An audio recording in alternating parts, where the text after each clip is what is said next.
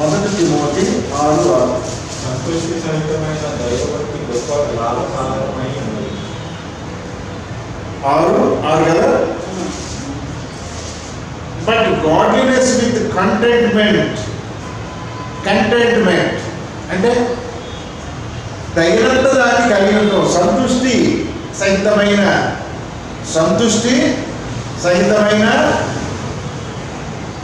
చదువు ఏముంది? దైవభక్తి గొప్ప లాభసాధకమే అంటే తగినంత భక్తిని కలిగి ఉండాలి. మనం దేవుని ఎడల తగినంత భక్తిని కలిగి ఉండాలి. అప్పుడు అది మనకి లాభంగా ఉంటుంది, మేలుకరంగా ఉంటుంది. కాబట్టి మనము ఆ విధంగా జీవిస్తున్నామా? కాబట్టి మనం ఈ లోకాన్ని ప్రేమించే వారిగా ఉంటే ఏమవుతాము? పరలోకాన్ని కోల్పోతాము, నిత్యత్వాన్ని కోల్పోతాము. కాబట్టి గాడ్లీనెస్ విత్ కంటెంట్మెంట్, ఇక్కడ ఏముంది? గాడ్లీనెస్ విత్ కంటెంట్మెంట్, దేవుడిని కలిగి ఉండటము. తగినంతగా దేవుడిని కలిగి ఉండాలి. దేవుడిని మనం ఎంత కలిగి ఉండాలో అంత కలిగి ఉండాలి. అంతేగాని లోకంతో మనము స్నేహం చేస్తే దేవునికి విరోధులుగా ఉంటాం. కానీ మనము దేవుని కలిగి ఉండటం అంటే దేవుని వాక్యాన్ని అనుసరిస్తూ జీవించే వారిగా ఉన్నప్పుడు మనకి అది మేలుకరంగా ఉంటుంది.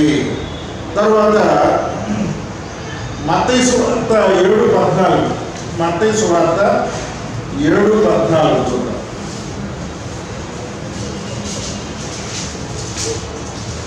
మత్తయి సువార్త 7:14.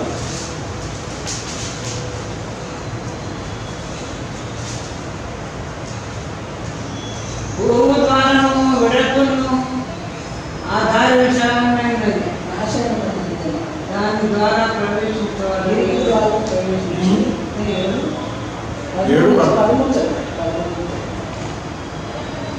ఇరుకు ద్వారము ప్రవేశించు 7:14.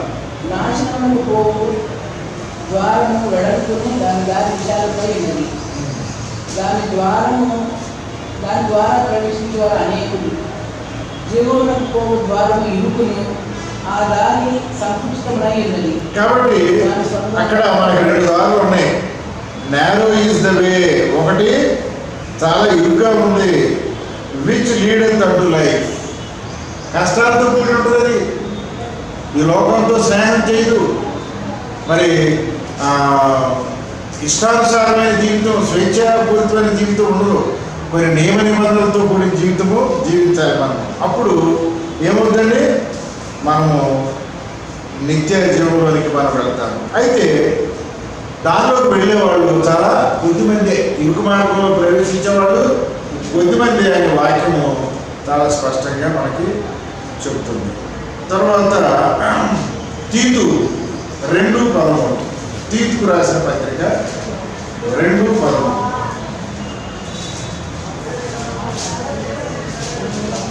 తీతు రాసిన పత్రిక 2:13. మహాదేవుడు మన రక్షకుడైన యేసుక్రీస్తు మహిమ యొక్క ప్రత్యక్ష కొరకు ఎదుర్కొంటూ ఈ లోకంలో స్వస్థ బుద్ధితోనూ నీతితోనూ భక్తితోనూ బ్రతుకుతున్నవారని నాకు బోధిస్తున్నాను. కాబట్టి మనం ఈ లోకంలో ఎలా జీవించాలి? Looking for the blessed hope and the glorious appearing of the great God and our saviour Jesus Christ. కాబట్టి మనము స్వస్థ బుద్ధిని కలిగి, ఆ పైన ఉంది ఇంగ్లీష్లో, teaching us the denying ungodliness and worldly lust, లోక సంబంధమైన వాటిని మనం దూరంగా ఉండాలి. We should live soberly, righteously and godly in this present world. కాబట్టి ఈ లోకంలో మనము ఏ విధంగా జీవించాలన్న విషయాల్ని ఇక్కడ మనము నేర్చుకుంటున్నాం. తర్వాత నిత్యమైనది 2 కొరింథీ 4:17-18. 2 కొరింథీ 4:17-18. నేను దృశ్యమైన వాటిని చూడక అదృశ్యమైన వాటిని చూస్తున్నాను. క్షణ మాత్రం మా చదువుకున్న క్షణ మా కొరకు అంతకంతకు ఎక్కువగా నిజమైన మహిమ భావన కలిగి ఏదైనా దృశ్యమైన కాబట్టి ఇక్కడ ఈ లోకంలో మన కంటి ముందు చాలా కనపడుతూ ఉంటాయి.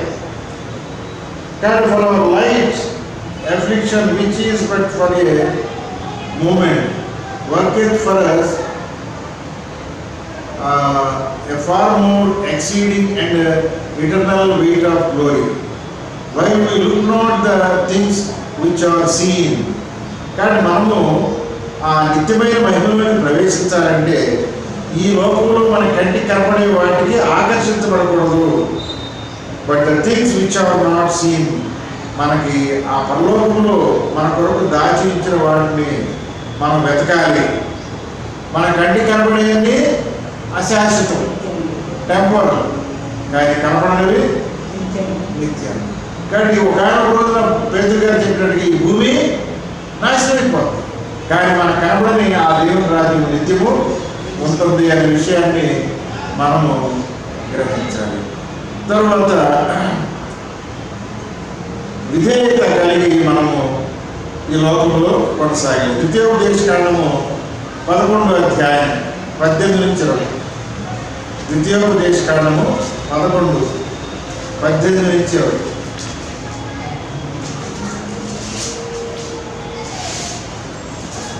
కాబట్టి నా మాటలు మీ హృదయంలో మీ మనసులో వాటిని చేతుల మీద చూసినప్పుడు అవి మీ కన్నుల నడుమ వాస్తవంగా ఉండాలి. నేను మీ ఇంటికి వచ్చినప్పుడు దేవతను నచ్చినప్పుడు మనుకున్నప్పుడు వేసినప్పుడు వాటిని గురించి మాట్లాడుతూ వాటిని ద్వారా వాటిని రాయాలి. కాబట్టి ఈ యొక్క దేవుని వాక్యాన్ని పిల్లలకి మనం నేర్పించాలి, వాటి గురించి మాట్లాడాలి, మన ఇంట్లో దాని గురించి మాట్లాడాలి, మన గుమ్మాల మీద వాటిని పెట్టుకోవాలి. కాబట్టి అంటే దేవుని వాక్యాన్ని నిత్యము మనము ధ్యానించే వారిగా ఉండాలి, నిత్యము ధ్యానించాలి అనే విషయాన్ని మనం విధేయత విషయంలో అంటే విధేయత నిరంతరం ఉండాలి. అదేవిధంగా నిర్మాకాండంలో మన 20వ అధ్యాయంలో 5-6 వచనాల్లో ఏమన్నా చదువు 10 ఆజ్ఞలు, నిర్మాకాండం 20వ అధ్యాయము 5-6 వచనాలు.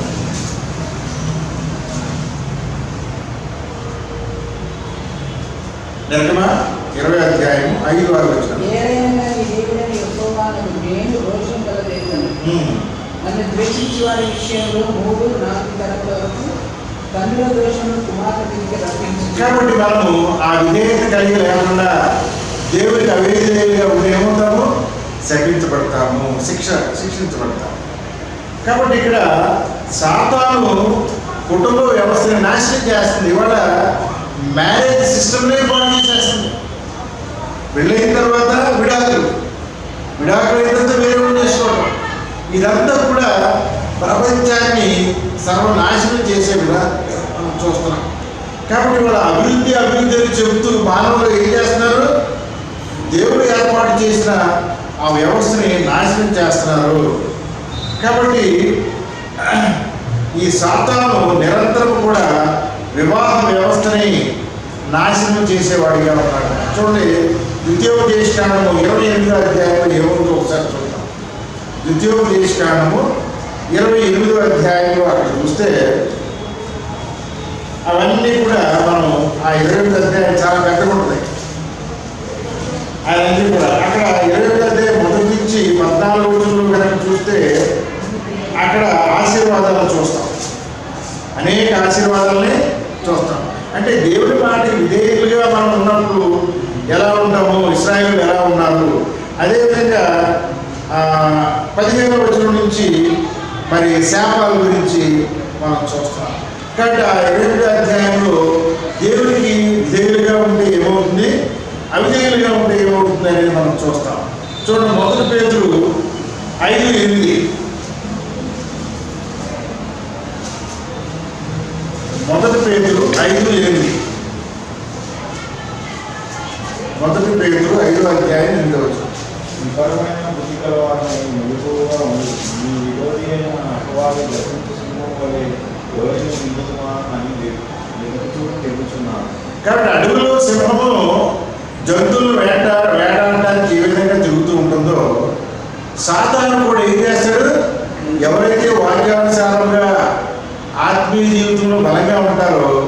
వారిని నాశనం చేయడానికి అపవాది ప్రయత్నం చేస్తాడు.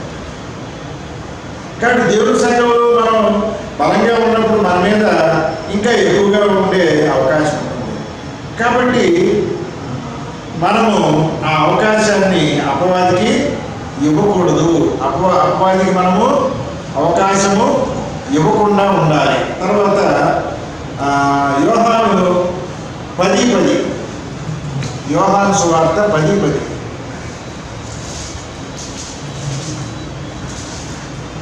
దొంగతనము, హత్యను, నాశనము చేయడం కోసం కానీ మరియు దేవునికి కాదు. గొర్రెలకు దేవుని కలుగుటను అది సమృద్ధిగా కలుగుటను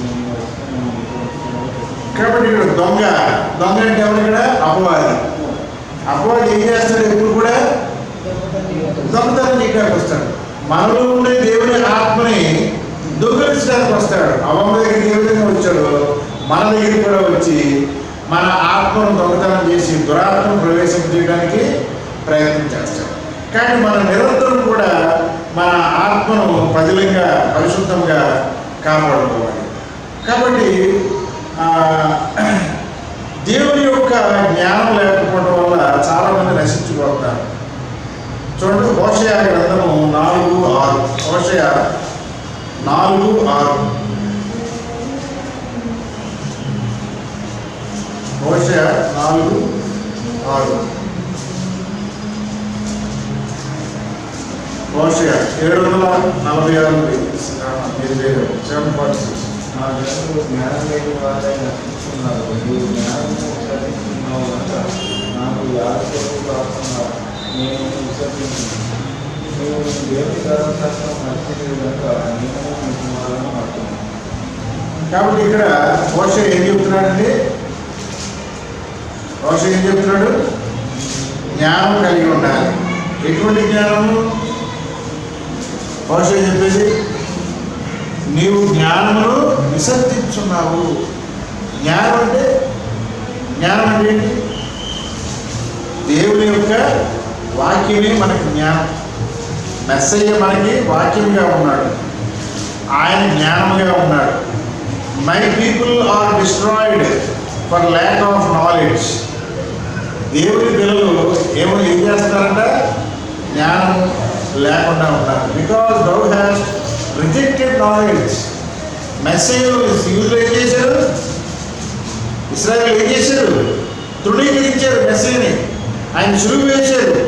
కాబట్టి వాళ్ళు నాశనం అయిపోయారు. I will also reject thee that thou shalt be no priest to me seeing thou hast forgotten the law of thy God. దేవుని యొక్క ఆ యొక్క ధర్మశాస్త్రాన్ని మనం ఎప్పుడైతే మర్చిపోతామో దేవుడు మనల్ని మర్చిపోతాడు. అంతేకాకుండా నీవు దేవుని ధర్మశాస్త్రం మర్చిపోయావు. ఇవాళ క్రైస్తవులు దేవుని ధర్మశాస్త్రాన్ని విసర్జిస్తున్నారు, లేదని చెప్తున్నారు, కొట్టివేయబడిందని చెప్తున్నారు. అప్పుడు ఏమవుతుంది? దేవుడు ఏం చేస్తాడు? మనల్ని విసర్జిస్తాడు.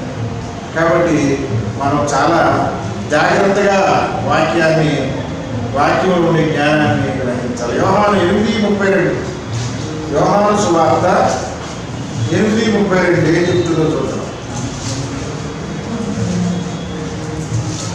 8:32.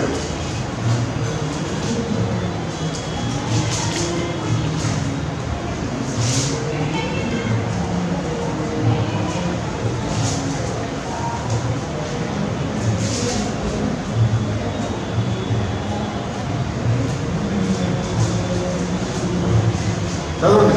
32. అప్పుడు సత్యము ఇప్పుడు స్వతంత్రులుగా చేయను చెప్పగల వారు మేము అబ్రహాము సంతానము. 32 చదవండి. 32. అప్పుడు సత్యము మేము స్వతంత్రులుగా చేయను. సత్యము మిమ్మల్ని స్వతంత్రులుగా చేయను. అప్పుడు ఎప్పుడు పైన చదవండి. 31. కాబట్టి యేసు తనను నమ్మిన యూదులతో మీరు నా వాక్యమందు నిలిచిన వారైతే నిజముగా నాకు శిష్యులయ్యండి. ఎప్పుడు నా వాక్యంలో నిలబడి ఉండాలి. నా వాక్యంలో నిలబడి సత్యాన్ని అంటే దాన్ని అనుసరించే వారిగా ఉంటే అప్పుడు మీరు సత్యాన్ని కలిగి ఉంటారు. సత్యము మిమ్మల్ని స్వతంత్రులుగా చేస్తుంది. దేవుడి వాక్యాన్ని దీవించునుగాక. ఆమేన్.